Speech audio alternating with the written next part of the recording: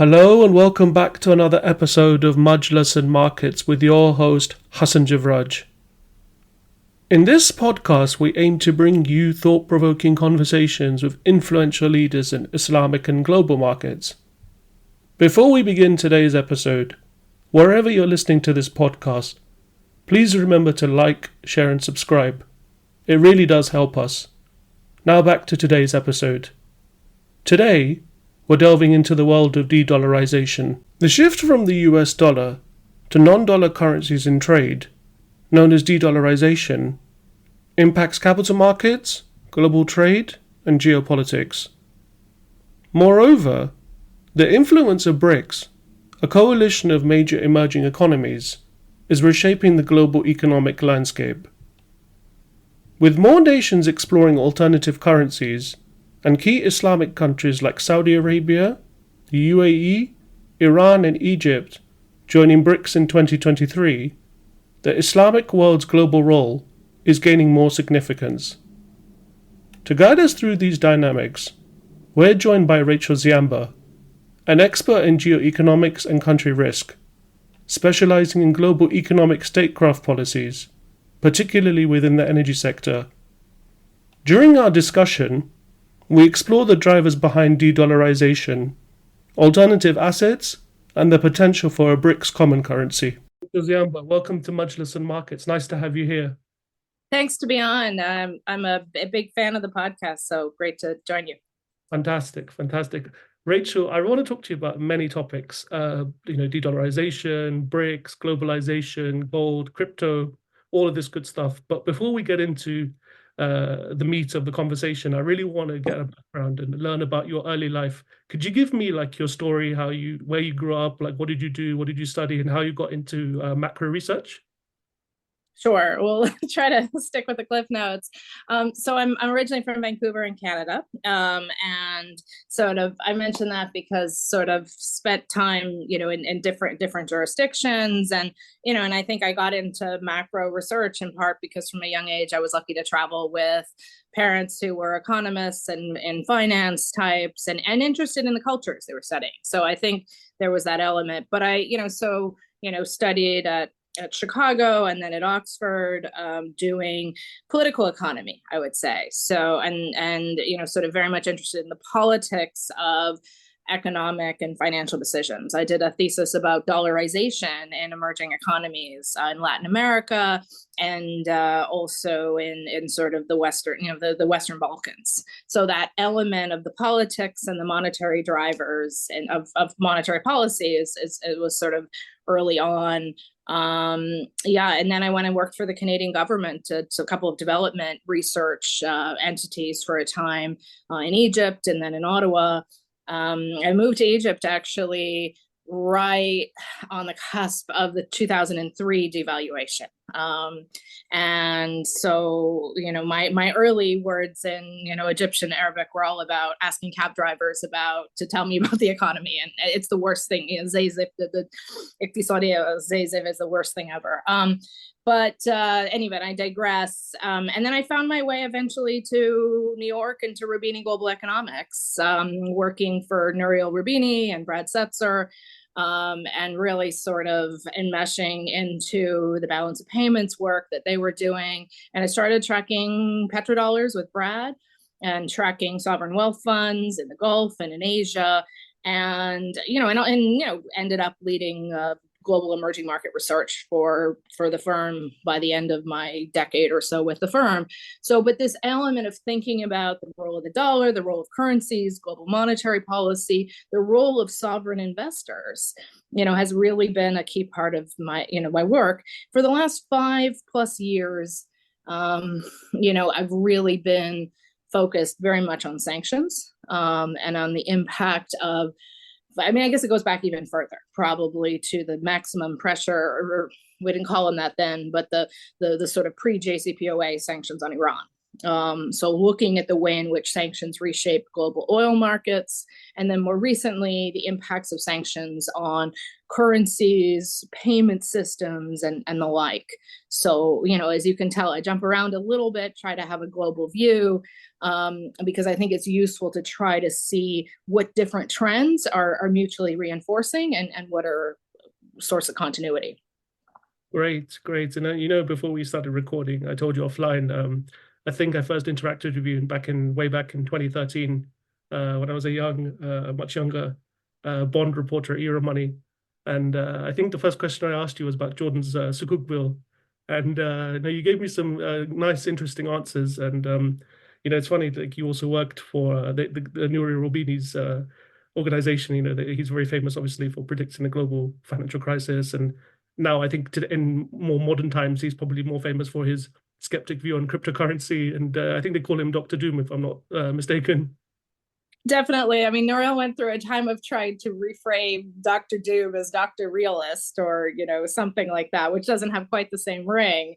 But look, I mean, I think he, put a lot of things together in those sort of years before the global financial crisis to look at both, vulnerabilities, both in the balance of payments, in the US financial system, the sort of compounding sort of factors, and still looks around at, sort of all those risks. So he's a great person to work with. And I was lucky enough to work at Roubini Global Economics at a time that it was growing. Of course, there was a lot of interest after the GFC, but to really sort of take a background that for me had been much more, political risk oriented, the politics and macro story, but to really also then have to think about, well, what's already priced in, right? And which political risks are relevant to which markets or to which companies, right? And that's something I would say in the work that I do today, for a range of clients, is quite relevant, because there are clients for whom very specific and localized political risks are quite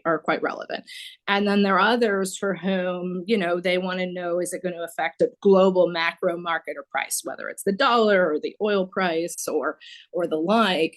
And so now I sort of take some of the work I was doing at Roubini, that interacted with policymakers, that interacted with, financial market actors, that also interacted with governments, and sort of, I'm probably one of those people with many affiliations, but sort of have split my time kind of between policy-oriented work at a think tank, the Center for New American Security, work for clients and consultancies like Horizon Engage and some direct clients.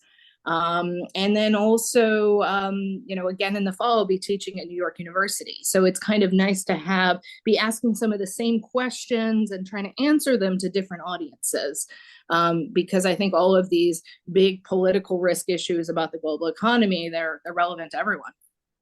Yeah, political risk seems a bit difficult to quantify. And, I think it's very difficult to predict or to, put in a spreadsheet or put in a financial model of some kind. I think that's definitely true. And every so often, especially in the Gulf, I find there are questions that come up about, well, what's your AI solution? What's the AI solution for political risk? And, maybe some of it is as somebody who tries to map those risks, I don't want to be replaced. But I also think it's something that you almost have to take, sort of, potential risks and considerations out there and then really map it to understanding a value chain or the like. It's easy to have, I remember when I was starting out, and we may have even had conversations about this, but, one of the first sort of unbalanced balance sheets I remember looking at and learning from Nouriel was Lebanon's, right? This was back in 2006, right? And Lebanon's balance sheet already looked, quite problematic, but there's elements both domestically in terms of the diaspora institutions, the regional institutions that allowed that sort of imbalance to last and grow for a long period of time. Sometimes it's not just about identifying there's political risk, but thinking about what's a catalyst and thinking about, as you said, what might be priced in, what might and how is it market relevant, and something might be relevant to a manufacturer of semiconductors or a mining company, but it might not be, valid across the whole, the whole economy. Or sometimes something as much as, well, banks are really adding to their compliance departments and governments are really adding to their sort of sanctions enforcement people. What does that then mean? What other things get missed in an institution, right? But we're going off track, sorry. No, not at all. Not at all. I think it's really fascinating and probably deserves its own podcast just to talk about political risk. But I wanted to talk to you. Well, firstly, I wanted to talk to you about this topic of what's called de-dollarization. I think it's fair to say that the US dollar or the greenback has been, or, since the Bretton Woods Second World War, has been like the most dominant currency, both in international trade, central bank reserves, and all kinds of commerce. But I think, like, to me, over the last, say, 2 or 3 decades, probably more than the last 2 decades, there's been a lot of, I would say, countries are upset or not happy or are not too happy with the US dominance over their own economic destiny and over global trade flows. So we've seen this, from my experience, like with the last 10 years, we've seen like a lot of countries which have been calling for something called de-dollarization. Could you kind of like paint a picture of what is de-dollarization? Yeah. Yeah, so the dollar is definitely right now sort of dominant in the financial system, and it's interesting to see the different waves of de-dollarization. In some ways, if we went back 10 plus years ago, the sort of, there were still a lot of countries that were, I mean, particularly stemming back from after the global financial crisis, but even before that, there was a push to, sort of use currencies, other than the dollar for the main terms of, sort of a currency unit of account. So how do you do your accounting, means of exchange? How do you actually physically trade and store a value? How do you save your assets, right? And so those three elements, most economists would say, are the sort of drivers of what makes something, definitely a reserve currency or a reserve asset. And some alternatives to the dollar check a few of the boxes and not so much the others. And we can come back to that. But so if we go back like 15 years ago or so, there was a lot of questions of would the euro take on a bigger global role, particularly after all the European currencies came together and you did have the euro, and it did quickly move up to sort of maybe a 20% share, a little bit less than, but mostly in line with Europe's global trade role. And you've had windows of, diversification into other G10 currencies. So like central banks, for example, dabbling with increases in Australian dollar and Canadian dollar, and the like. And I think the big question, especially now, is, well, what can really challenge the dollar is sort of the Chinese currency. Is that something that can? So far, there are limitations to that. But I think you highlighted that some of this de-dollarization push is about policy autonomy, right? And it's economic autonomy. So countries, you had Lula at the end of last year, the Brazilian, Brazil sort of saying, I wake up every day and I wonder why is the dollar constraining my, everyone's policies. Some of that is maybe not so different from comments he might have made a decade or so ago, or his finance ministers were making about currency wars, right? And these sort of dynamics of the fact that the changes in interest rates from the Fed can either tighten global liquidity or, sort of, contract it, and vice versa. You've had times where there were massive sort of carry trade, sort of low interest rates in developed economies, sent lots of money into emerging markets. Japan usually was one of the sending nations for that. So anyway, so there's an economic question mark. There's a Fed dominant sort of story and alignment. And in some ways, as the global economy becomes more interlinked, if anything, it's harder for countries to have independent macro policies. Right. But I think one thing in my mind that has really been a game changer in the last 5 or so years is this increased use of the weaponization of the dollar, and I would say more generally G7, G10 currencies, right, or at least some of them. And that's a function first of the sort of sanctions that the U.S. was putting on countries like Iran, and then really sort of and maximum pressure campaigns on a few other places like Venezuela, but really the game changer was the Russia-Ukraine war. And so we had, even during the Trump administration, the Europeans being very upset even that US unilateral sanctions restricted European companies from trading with Iran. And there's a whole concept in Europe called strategic autonomy, that was, now is maybe more targeted towards China, and Chinese, sort of economic influence on Europe. But at the time, back in the Trump administration, it was as much about US policy restriction. So anyway, right now, I would say the US and Europe very much, and other, developed market allies very much on the same page.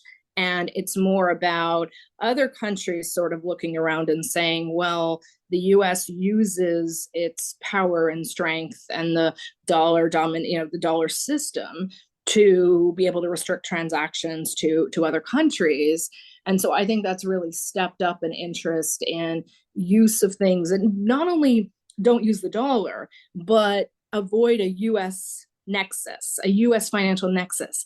And that second part is actually trickier than the first part, right? Because still, even though more and more trade is conducted now in renminbi, as much as 50% by some metrics of China's trade is now settled in renminbi, right? That'll be the currency of, that people actually pay. But if you're in Brazil and you want to pay for goods, Chinese goods with renminbi, you often have to go to a US bank to make that conversion. So I think I would just sum it all up. It's a long way of getting around to it, that there's a lot more interest in de-dollarization.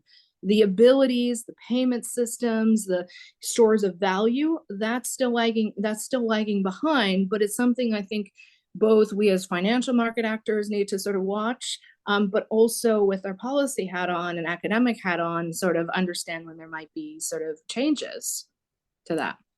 Yeah, it's just, I was doing a bit of research a few months ago, and I was just looking at the Federal Reserve report on the use of the dollar in international commerce and capital markets, and it's just astounding to see how, despite what you're all saying, what you're saying, that the dollar is still very dominant, and in fact, countries like China, which are trying to push their own currency as to be an alternative to the US dollar, they still hold like a lot of US dollars, or like conduct their trade in US dollars. So I guess like the greenback isn't going anywhere soon, right?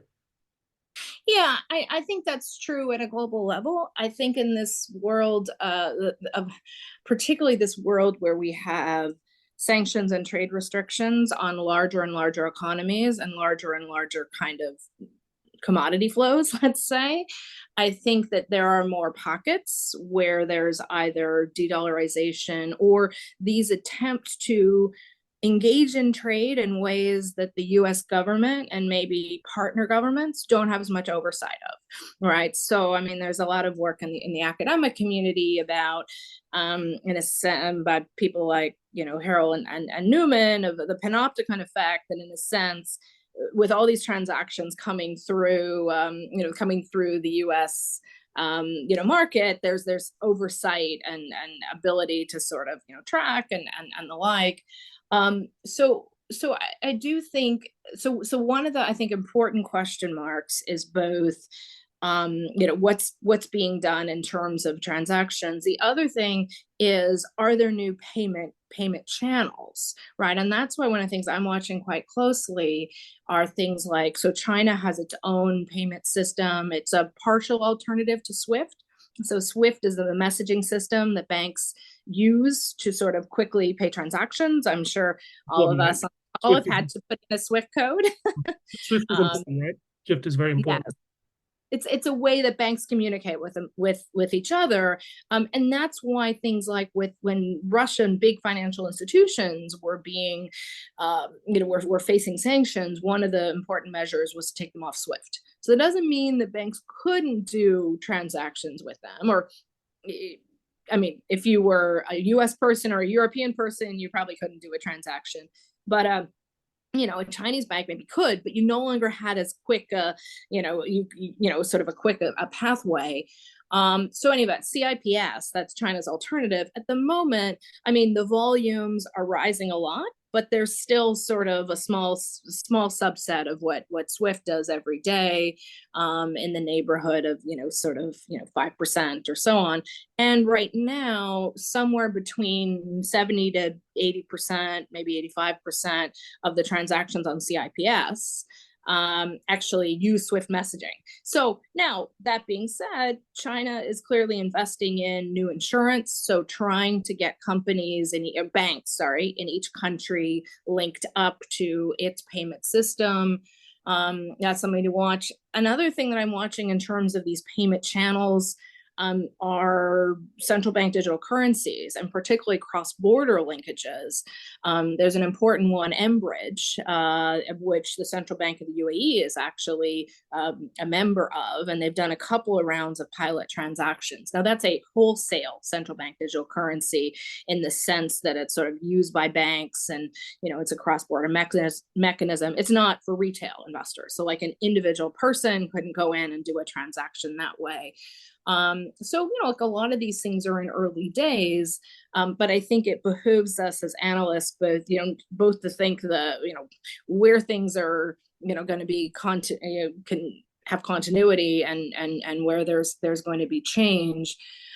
I think one of the limitations on greater use of the renminbi has been China's own ambivalence about how open to make its capital account, how willing they are to let foreigners buy their assets, especially onshore. And again, you could argue, I think looking at the Chinese rhetoric, they're really trying to prepare for the long term. They both want to have something available if the US sort of went financially nuclear and tried to cut them off. They want to have some mechanisms. And I don't think that's, a near-term risk. But I also think that over time, they want more sort of, mechanisms to allow their currency. It is notable to me that a lot of the new dollar alternatives happen to be currencies either that are pegged to the US dollar or closely managed to the US dollar. And so I'm thinking there about UAE dirham, among others, right? It's sort of emerged a bit as a way that India, for example, has arguably been trying to use a pathway to pay for Russian oil. But also even the renminbi, right? It's not, fully pegged, but it doesn't deviate too much from the US dollar fix. So you could make an argument that some financial transactors are trying to have their cake and eat it too, have the kind of predictability of maybe still pricing things in dollars, but have something that's a step or two sort of, removed from, sort of the like. But yeah, I think an important question mark is both watching this infrastructure, watching the transactions, and with this development of with this sort of sizable amount of sanctions and export controls out there, watching whether some of this illicit dodgy areas of transaction are those getting bigger, and are non-dollars sort of being used in those areas.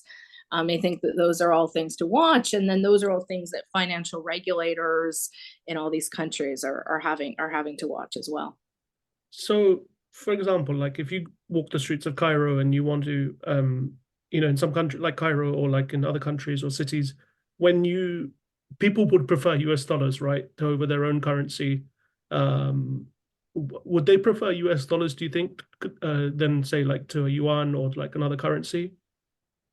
I guess it depends on the country. I think that they still do prefer US dollars. Why though? Why? Why? I think just because they are more available globally, than renminbi is. Chinese currency is still partly controlled. Some of it, I think, depends on, where that country, which hard currency that country trades more with. When I go to Turkey, I think there's, as much willingness, or maybe even more, for people to access euros as there are, as it is dollars. With the rounds of inflation and, currency devaluation, people don't want to hold on to lira.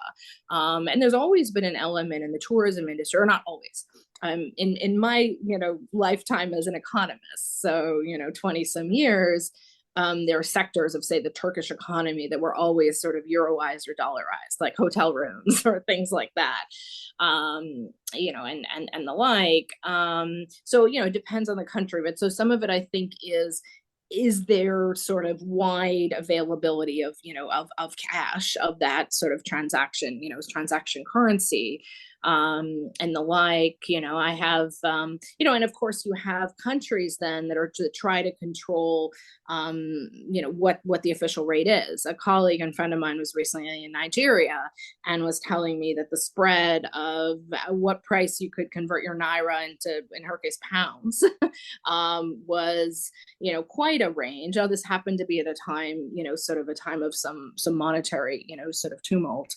But I think what's important is both what do sort of individuals and small businesses on the street want, how do they sort of want to store their value, but also what do trading companies, sort of want, and the like. Now, and I think Egypt's an interesting country, and I'd throw sort of Nigeria in that mix as well, that the national government's concerns about local currency devaluation meant that there were, not only were they trying to stop capital fleeing abroad, but it also impaired businesses who needed hard currency to kind of continue their transactions. And so that uncertainty about access to dollars that you might need for trade, or companies that want to repatriate their profits, of course, put even more pressure on the local currency. But I think you rightly bring up sort of, there's the push away from, there's a push away from local currencies that are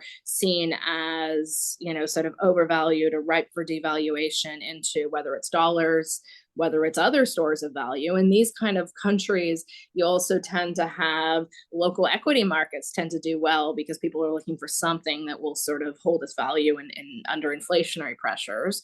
Property sometimes shoots through the roof as well, because again, people are trying to stay ahead of inflation.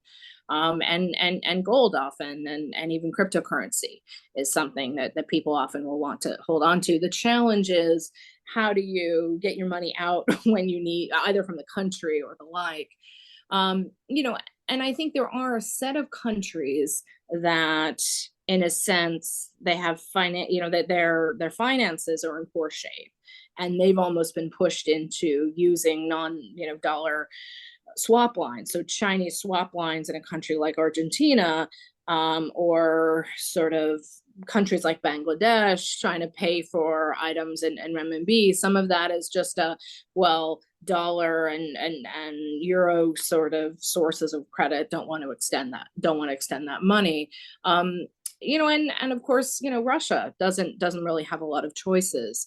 But I do think what's interesting now, and not to only bring it back to my kind of preoccupation around sanctions, but I do think that there are a number of, so, if you look at it and say, there are not a lot of countries that have really dollarized, right?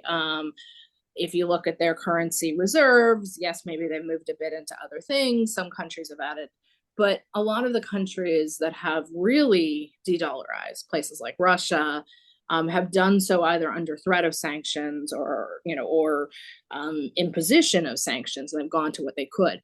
But what I guess is concerning, or something to watch, is what about the countries that want to trade with these countries? So you think about some of the countries in the Gulf.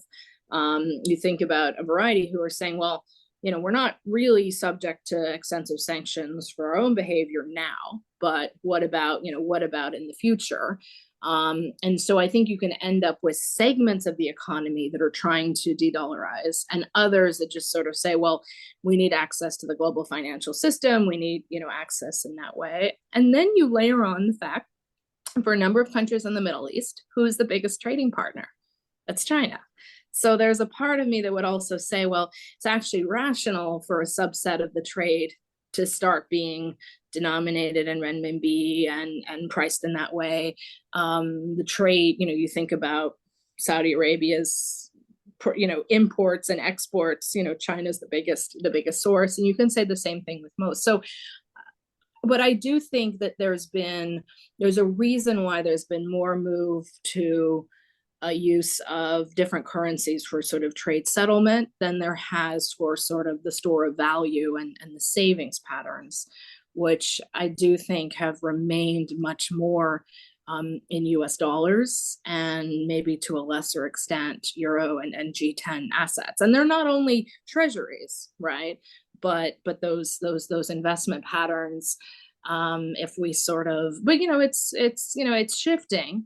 And a big way in which it's shifting in the Gulf right now, I think is, and this is particular, Saudi Arabia emblemizes this to me, is that more of the savings are being invested at home.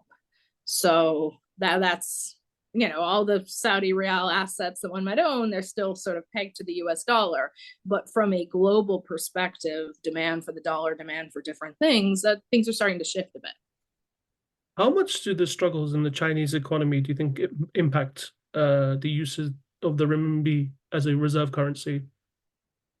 I think it does, particularly the way in which the Chinese weakness in the property market is leading Chinese actors as well as foreign actors to withdraw their funds.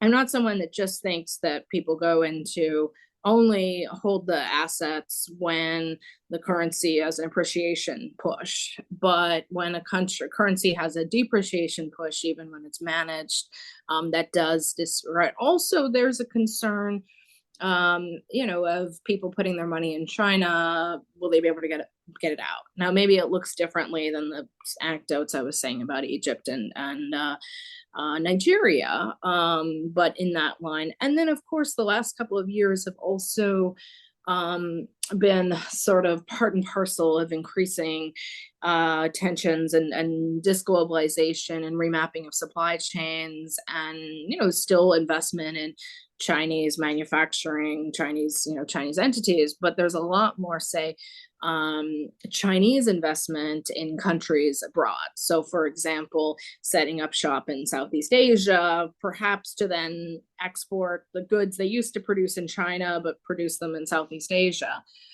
So I do think the combination of Chinese economy, these concerns about the contingent liabilities of the government, have sort of come together with this sort of push that for a lot of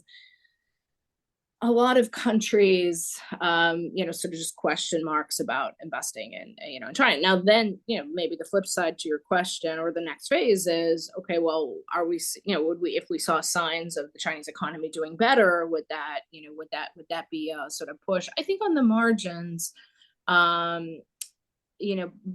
mostly as sort of at this point, I think mostly as an insurance policy. And a lot of it is also going to depend on what are the rules that China has on, inbound capital flows. There was a significant reduction in Gulf sovereign fund investment in China and global investment in China, even before the pandemic, when the government came out with sort of technology restrictions, right, or restrictions on tech companies. So China's domestic choices and how they're trying to remap the economy are going to have an effect on the currency and the like. And China's trying to play the long game, right? In my view. Yeah, it seems that Chinese are more inward looking in the last couple of years. You're not hearing as much of noise about the BRI or like big mega Chinese investments in a lot of countries. Do you think they're focusing more on domestic issues rather than abroad? I think that's true. Yeah, I mean, I think BRI outbound volumes really peaked 3-4 years ago, maybe 5 years ago. And look, some of that was and I think there are a couple of drivers of that, right? One of them was if you no longer had quite as much money coming in that they then wanted to recycle to avoid pressure on the renminbi. The other is that some of the past BRI projects, some of them didn't have the returns that were hoped for, right? And that can happen in any push. And I think there have been some shifts that have come in terms of how the Chinese development institutions are looking at their risk, how they're trying to manage that within the sort of state government apparatus. And you could make an argument that more of the government funds have gone to sort of try to stabilize and support domestic property markets. So it's not to say that BRI projects are not, still happening, but the volume of new flows has really come down quite a lot, in that time frame. And there were some people that said, well, some of that was the pandemic, the Chinese couldn't travel, but there's not a lot of signs it's really coming up strongly. So and I think they're very much focused in their sort of, the apparatus, the infrastructure is very much focused on countries where it's a priority. There's still a lot of Chinese investment in mining projects. There's still outsourcing of manufacturing companies, and in various places around the world, both in Eastern Africa as well as in Southeast Asia, even Mexico, right, to have a foothold to enter the, sort of North American market. But I do think there's a China inward sort of dynamic that's happened at the same time as there has also been, the US is really focused on reshoring and nearshoring and all those sort of elements. And I think there are trade-offs where that's the result. Look, I think at the same time, the coordination of Western countries in the Russia sanctions coalition probably deterred, some of this diversification into other G10 currencies, right? Because if there was a message, not that everyone, their investment decisions are about, is there expropriation risk? Right. But I do think there's a bit of an element to say, well, if Russia initially was de-dollarizing by going into euros, as they initially did, euros and Canadian dollars, as it turned out, you didn't really get much benefit from them because of the coherence of that coalition. Now, I think Chinese investors, Gulf investors are thinking about it in somewhat different ways. But I think they'll continue. At the end of the day, I think we're still talking about elements where there's a lot of dollar continuity, especially given the depth of the market. I mean, one of the things I think it's important to watch is not just where the assets are going abroad in what jurisdictions, but also what currencies countries are choosing to borrow money in. So take Saudi Arabia, right? That's been a major entry point. The Saudi public sector has been a major entry point in global debt markets in the last few years. Sort of one of your key topic areas. They're when PIF goes to market, when the Saudi sovereign goes to market, what are they issuing in? They're issuing in US dollars. They're not issuing in real. And I think that you could look at it one way and say, well, maybe they're balancing their balance sheet a bit more, right? They have a lot of dollar assets, so why not have, dollar liabilities, you balance it out. But I do think that build up in, dollar assets, dollar liabilities, might create an environment where it makes it harder to depeg at a future point. Yeah, when you talk to portfolio managers who buy Saudi debt, a lot of them say, look, the US dollar, the Chinese market seems interesting. It's, it's very large. But when you compare it to the US dollar or the euro market, it's very deep, it's very liquid, it's easy to trade. Whereas in Chinese currency, it's a lot harder. Spot on. Yeah, spot on. And I mean, in Europe, one of the challenges has always been the sort of multiple nodes there, right? Are you buying German bunds? It's hard to buy German bunds. There aren't a lot of them, right? Maybe you buy, French, sort of French or Italian debt.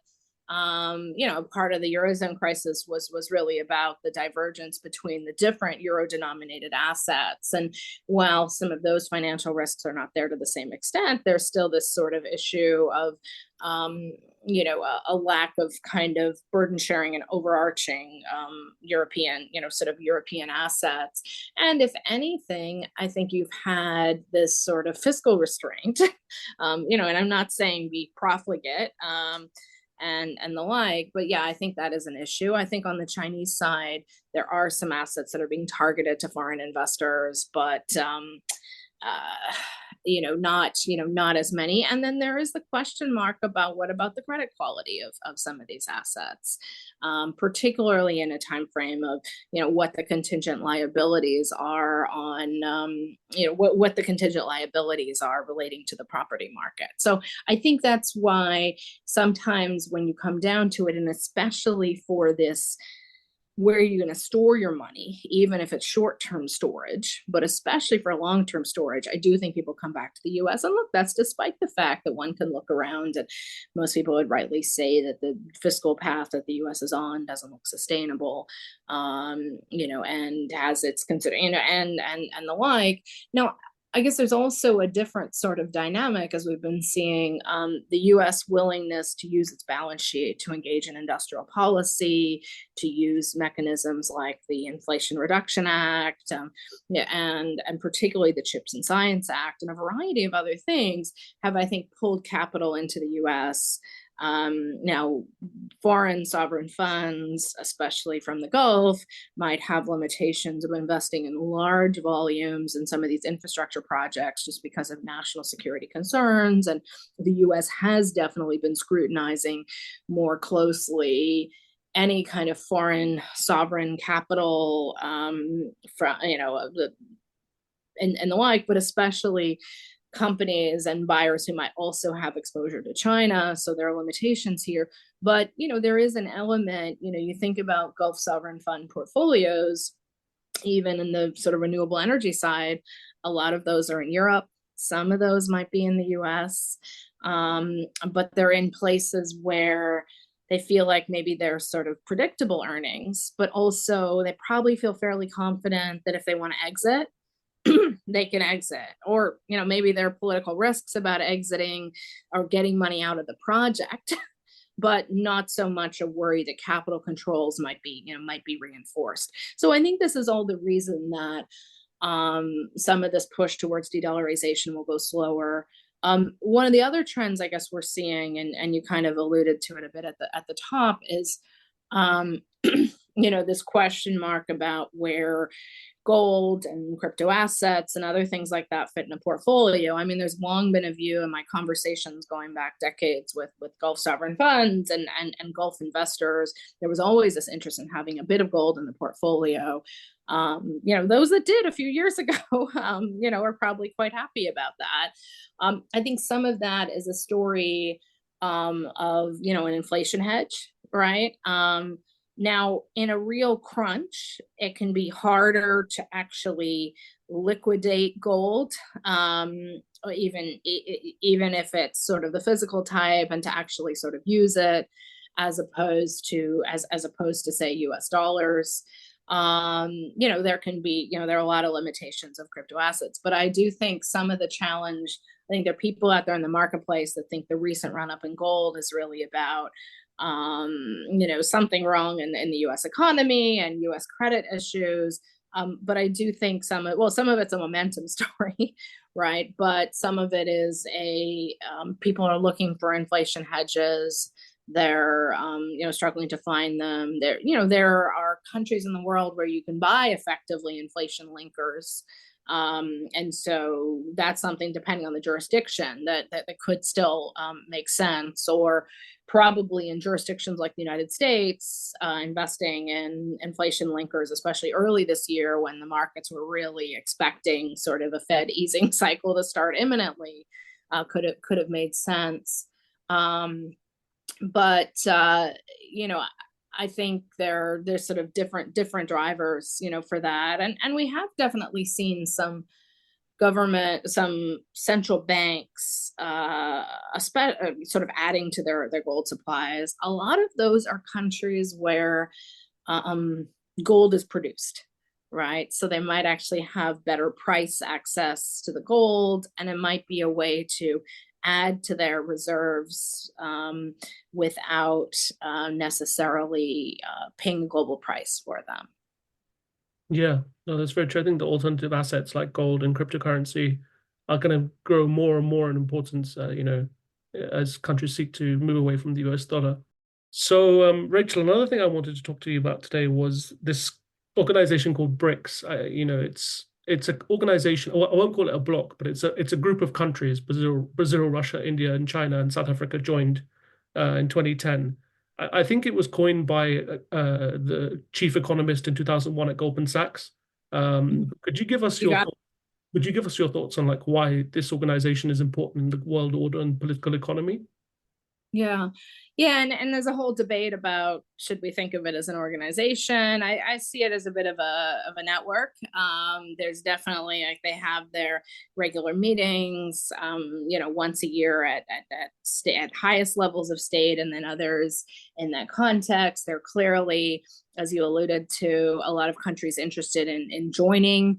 That may be partly their desire to deepen relationships with those in the bloc, including, or those in the group, including China. A lot of the existing members trade much more with China than they do with anybody else in the bloc, and that's even the case, I would say, after the additional, well, 3 countries joined, or 4.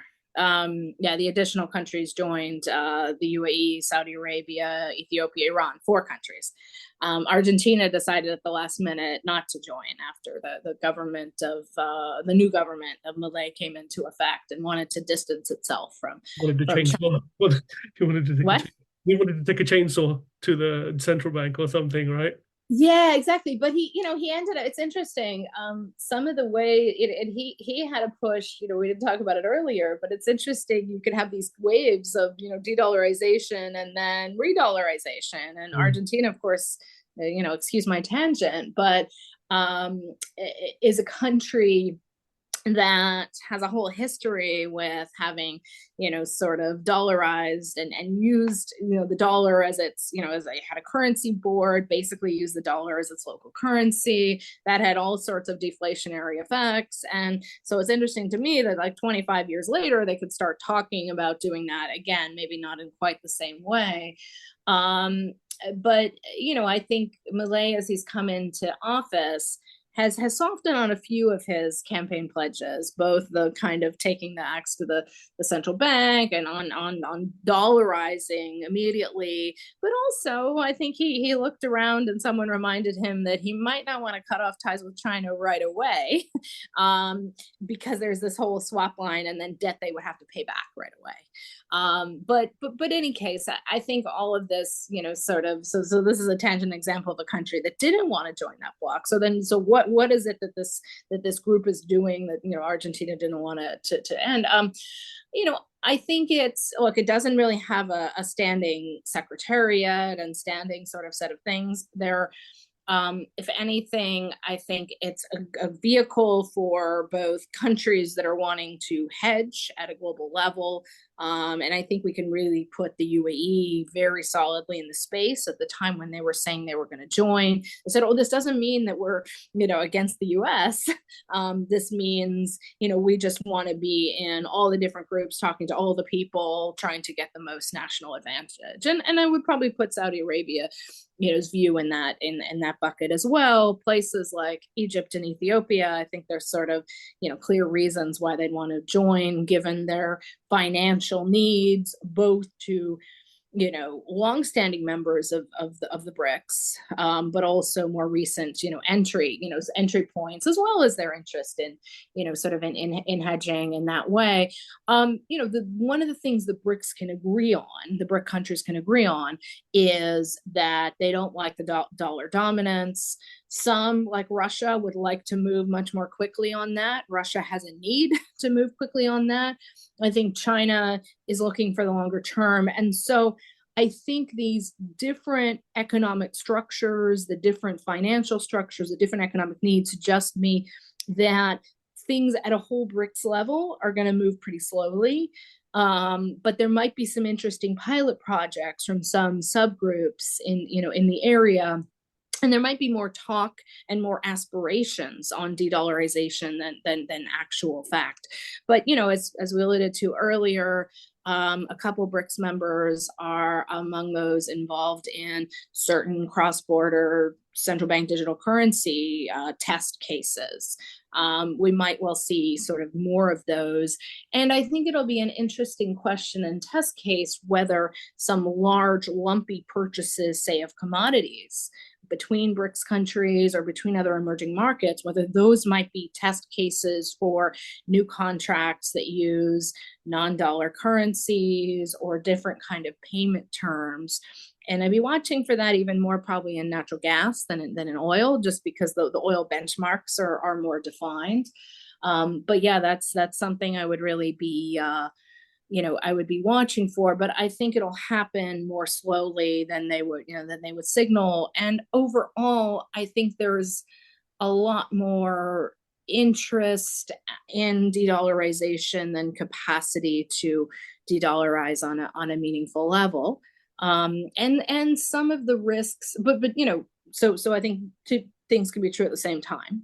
That dynamic can be true, but at the same time, in a world, it would be wrong for US policymakers to rest on their laurels and think that dollar dominance will always be here, that people will always invest in the United States, because domestic policy and foreign policy will be quite important, right? How will security screening tools like CFIUS evolve, and the new outbound investment screening, which might limit outbound US investment in entities that are supporting Chinese development, and how far might the US go vis-a-vis China, particularly on sanctions and economic restrictions.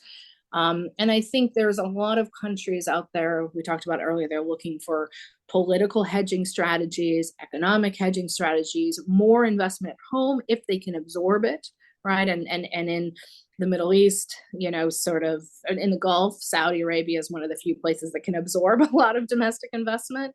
We have countries like Egypt and Morocco in different ways that, of course, can absorb a lot of investment. I mean, Egypt really needing to prop up, and if anything, its economic model is becoming more state-driven, capitalist, maybe more like some of its Gulf benefactors. So I think the dynamics at play here are ones of more interest in moving away from the dollar, but there not being a lot of really viable alternatives yet. With the BRICS, one thing, there's a lot I think this goes back to the point you mentioned. It's a vehicle for talking in terms of like intra-BRICS cooperation. There doesn't seem to be that much tangible achievements. They've got the new development bank. But what was interesting about the new development bank is that I think when the Russia-Ukraine war started, the now president of the new development bank, I think she was the former president of Brazil, she basically said they're not going to be financing any new projects in Russia.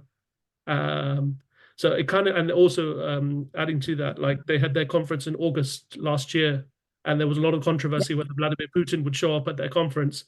So does this kind of show a little bit of weakness within the organization? Yeah, I think it does, and I think it also highlights a number of BRICS members. So in the current constitution of the BRICS, this expanded version, you have a number of the most friendly, countries to Russia there. And we didn't talk much about Iran, but maybe we'll come to that, afterwards. But you have, India and China that are major purchasers of energy. You have the UAE that is sort of an intermediary, and a whole variety of things with Russia. Turkey is another. Turkey's not a BRICS member for somewhat obvious sort of NATO membership reasons, perhaps. It's another sort of important intermediary.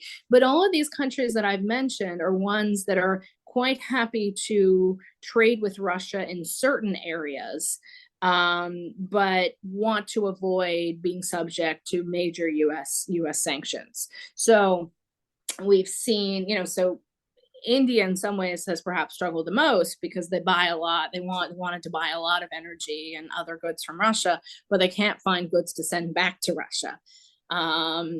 China maybe has been able to figure that out a little bit more. But in both cases, even in China's case, trying to draw the line and trying to avoid sending actual military equipment.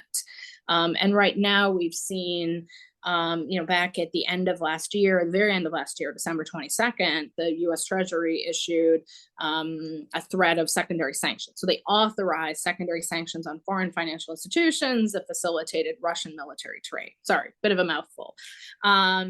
And it took a little time, but banks were very publicly saying, oh, we've cut back on our lending to Russia, on our Russian client base. I mean, some of that's a natural thing that banks will do, like cut first and then assess what the risks really are, and see what their compliance regime would look like.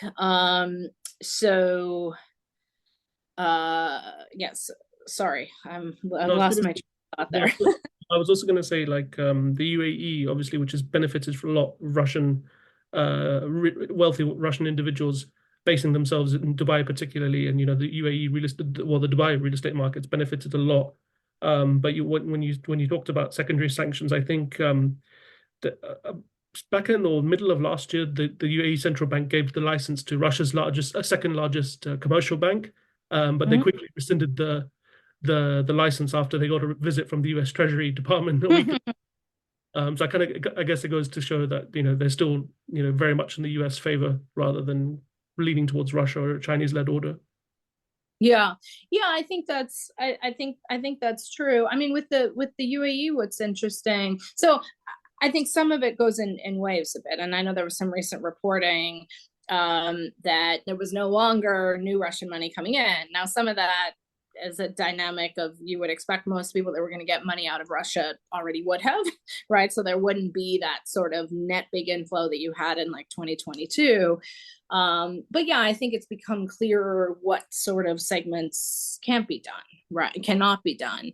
And and the UAE had the very particular political economy dynamics of wanting to get off the FATF gray list over the last year, and those issues weren't sort of Russia specific, but the effort of having to prove that the UAE banks were signing up to anti-money laundering and counter-terror measures, the FATF measures, also probably meant more scrutiny on some of the Russia transactions.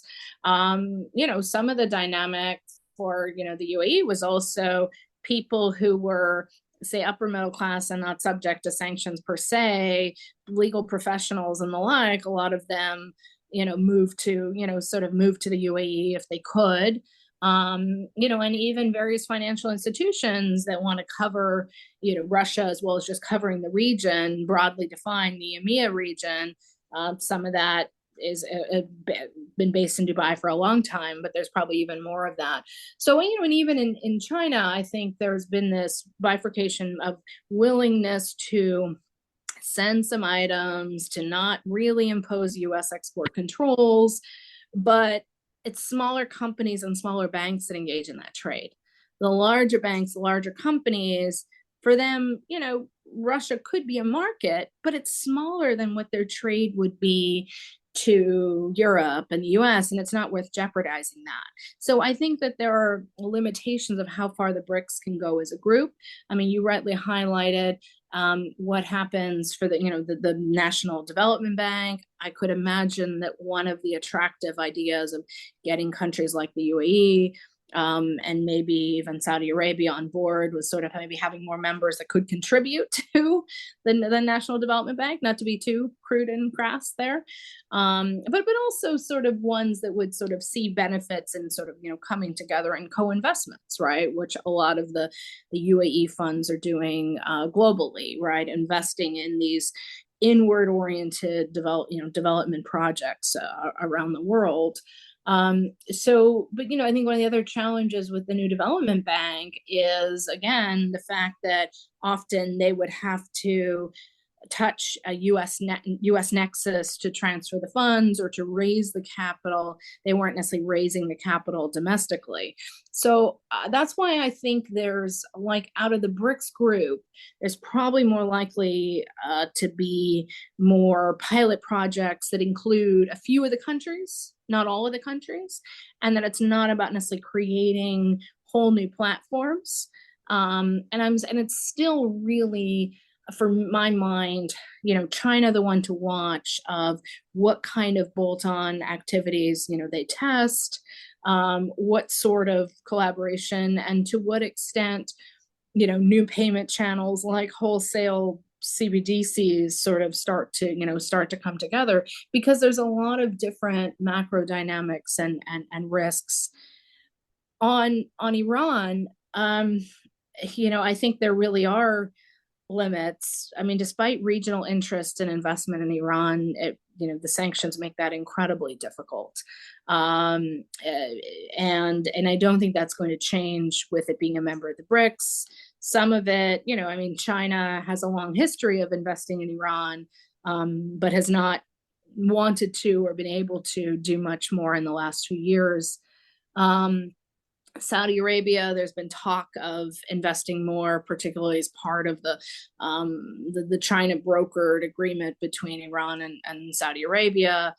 But I do think it's easier to think about trade picking up, perhaps, than investment actually picking up. And that has to do not only with sanctions, but also with question marks about what the domestic economic environment is going to be in the return on capital. Sovereign investors maybe care in jurisdictions like that, might care, and in the region might care more about the domestic stability and the like, but they also do want some modicum of economic return. I think you're seeing that even with some of the, for example, the UAE investments in Egypt, for example. I'm not saying they're going to get a lot of return and the like, and that's something I know you talk about with other guests on this program. So. Yeah, just sticking with the BRICS for a second. One thing I remember when I was writing an article last year about BRICS and before their conference in August was that there was a lot of talk about a common currency within BRICS. And, I spoke to quite a few analysts and different people in different countries, including India and China. And a lot of them were saying this is just for media hype. It's like very ideal, a utopian view. If you take India and China don't have that actually great relations, actually, despite being, cooperating in BRICS. I mean, India, which is getting very close to the US, and, depending if Donald Trump returns to the White House, could be very close. And also at the same time, India's competing with China in places like Africa. Do you think like a BRICS common currency will never happen, or do you think it could happen later down the line? I mean, never say never, but I think we're a long way away from that for some of the reasons you mentioned and that we were just talking about. Look, it's been notable that India, I mentioned earlier that they've struggled to figure out the right means to pay for their Russian imports. One of those things is concern about what's allowed and what's not allowed in a US system. Some of it's fudging the price cap, but some of it reportedly is Indian reluctance to get too reliant on using CNY or CNH, sort of the offshore Chinese currency. There are also a lot of costs to some of these alternate sort of mechanisms. So yes, there is some distrust there. And, as well as just the institutional architecture and the trust. You're talking about a number of countries that have capital controls, that how capital accounts are only partly liberalized, and that there are sort of restrictions on in that regard. So I think we're a long way away from a common currency that would be used at volume. Now, could we start seeing some kind of thing that maybe wouldn't draw on directly, but the special drawing rights of the IMF, but created another way that each country, contributes some proportionate amount into, and then you could borrow against and use that to finance things, maybe. But I mean, the SDR itself never really had much, liquidity. It's used mostly as a way of denominating and theoretically sort of transferring, IMF assets and IMF lending. So I think we're a while away from that, and that anyone watching the upcoming kind of statements of the next BRIC meetings should look kind of with a fine tooth comb at what they're really saying. Um, and I think more what is going to happen is not necessarily cross BRICS, but might involve a few of the countries working together, or the way in which a lot of the countries and are in different ways trying to bolster their domestic financial systems to be more digital and more faster, sort of faster moving and the like. And I think the UAE is definitely someone to watch in this regard. The way in which fintech has really been sort of a key part of economic development in that, sort of in that way. So yeah, I would look at it with a grain of salt and imagine that individual country decisions rather than collective are going to make a bigger difference. But having this platform to a few times a year stand up and have more countries saying some of this does have its own, its own impacts. And so, and I think it feeds into the interest of creating some new elements of financial architecture that for the foreseeable future are really about insurance of what could be used in a crisis more than anything that will have any meaningful volumes right now.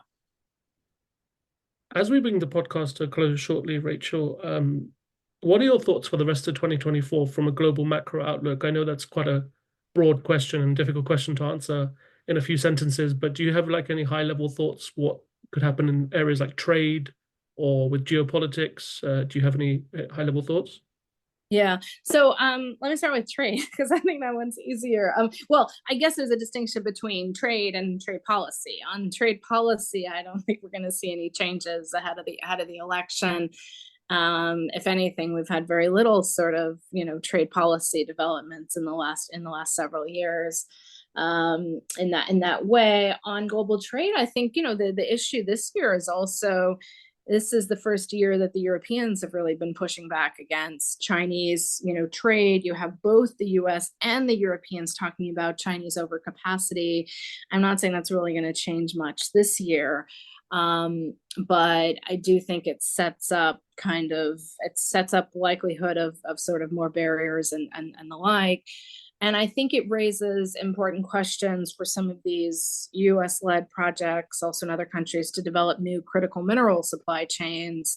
I think some of the Middle Eastern countries will have interesting, especially Saudi Arabia, will have interesting roles to play in sort of the mining sector over the coming decades, but that's not necessarily a 2024 story. On the side, overall, I think this is a story where the U.S. economy is still doing okay. I mean, some businesses are struggling under the higher rates and bankruptcies are up, but it's still sort of tightening enough that makes it very hard for the Fed to cut. I mean, I still figure we might see a little bit of easing this year, but very little. And that's going to drive a divergence between the US and countries like China on the one hand that's experiencing deflation, but even some of the developed market allies of the US, places like Canada where growth is flattish, Europe where things are struggling a little bit more. And so it probably means that, the dollar is a bit stronger against, some of its peers. There are some commodity rich countries in the emerging world that also have somewhat higher interest rates that maybe can strengthen, but it probably is one that has, it's a little bit tighter conditions in, sort of the US and global economy. I don't, I don't think a recession's a done deal sort of this year. I'm probably a bit worried about 2025. Some of that's also a question mark. We have this real toss-up election in the US. And there are other elections this year. There's a lot of talk about this year, the most people, ever go to the polls at once. only a few of those elections, I think, are real potential game changers. And of course, the US is one of those. And then other countries will kind of have to adapt. And, I think you might not have quite as much financial market kind of reaction immediately to the kind of ups and downs of the campaign as you did in 2016, right? Countries like Mexico selling off, sharply. But I do think a combination of potential fiscal, sort of some fiscal cliffs, some questions on trade policy, particularly around the worry about whether there might be cross the board tariffs. And also this real overhanging question of what's the transactional policy going to look like. I think there's those are all things that sort of I think will hang over the macro outlook for 2025 and 2026. And look, even if it's a Biden administration, a next Biden administration, we're still looking at a US in the next several years that is really focused on growing the domestic economy, growing the domestic manufacturing base, bringing in some capital and keeping some capital out. And so I think it's a dynamic where some of the larger economies and economic blocks, if anything, will keep sort of being inward focused. And that doesn't mean that global trade is over, but it does probably mean somewhat lower growth and somewhat higher inflation at a global level. This has been really good. Rachel, do you have any upcoming projects, or what are you working on at the moment? Do you have anything interesting happening? Well, some of them are related to the things we've been talking about today, right? This sort of future of the dollar and sort of watching these payment systems.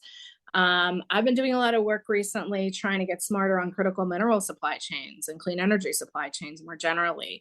I had a group of great students at the University of Toronto do some work with me on Canadian critical mineral strategy, but I've also been doing some other work there. And I think it's really interesting for us to watch the impact of the price, sort of the volatility of the price of electric vehicles and lithium, and sort of trying to figure out how those markets might financialize.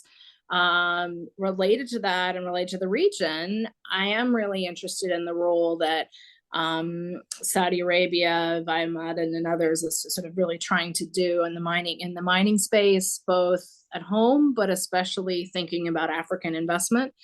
And I think there's an interesting question whether in the consolidation of the mining industry, what role Saudi Arabia might play, especially as there are kind of question marks about what does Saudi Arabia do with large but finite, resources and domestic programs. So yeah, that's some of them. And then I think, and then just generally watching, there's a lot of work being done in the DC think tank community about, sanctions and other restrictions in a Taiwan contingency and the costs of doing so.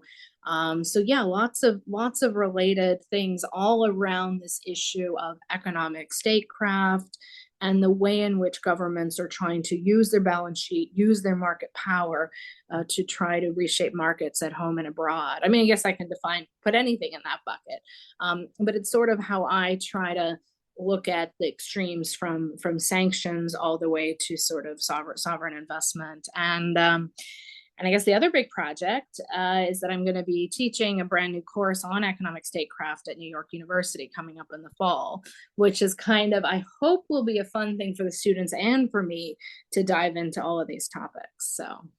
And Rachel, how can people read your articles? Are you active on social media?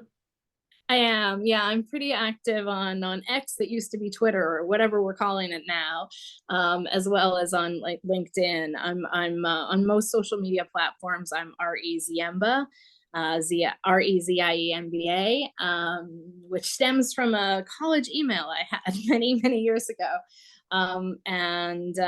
So Instagram, but especially X, and I've got a blog on my website, ziembainsights.com. Fantastic. Rachel Ziemba. Look forward to being in touch, and please don't hesitate, especially if anyone has managed to, has been patient enough to sort of join us for much of this conversation, please reach out. I'd be happy to talk about these issues. And there's a lot for us to follow up on. Definitely. Rachel Ziemba, it's been a pleasure. Thanks for coming on. My pleasure. Thanks for having me.